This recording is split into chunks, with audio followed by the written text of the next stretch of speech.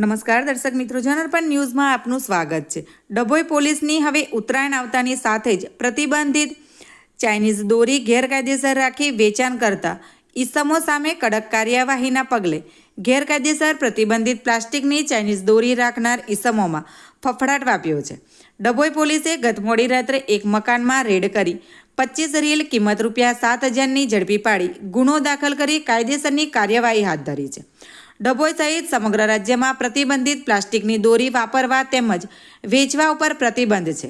ઉત્તરાયણ દરમિયાન હજારો પક્ષીઓ તેમજ માનવ જીવન ઉપર જોખમરૂપ છે। આગામી ઉત્તરાયણ તહેવાર પ્રસંગમાં પતંગ ચકાવવા ઉપયોગમાં લેવાના કારણે હાનિકારક છે।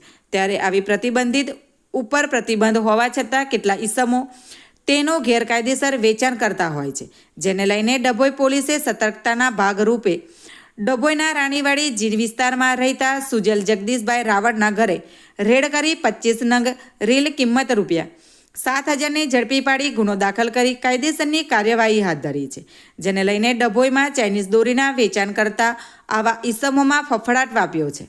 બ્યુરો રિપોર્ટ, જનરપન ન્યૂઝ। આવા જ નવા સમાચાર જોવા માટે જોડાઈને રહો જનરપન ન્યૂઝ સાથે।